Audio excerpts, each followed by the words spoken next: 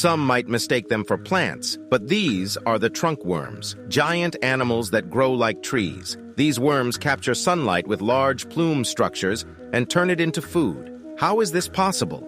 Each leaf-like structure holds millions of red algae cells. They have no mouth or stomach, so trunk worms absorb the algae. By growing their own food, they have become the most successful organisms. And there is a wide range of species. Some are giants and can reach up to 300 feet. Others can pop in and out of the ground. And some can even catch microscopic food on the wind using their thin membranes. They are such an important part of the environment that without them, millions of species would die. Some animals, like the Traxiqui, feed on the blood of the trunk worms to survive. To learn more about these creatures, visit the Seafood Planet Instagram.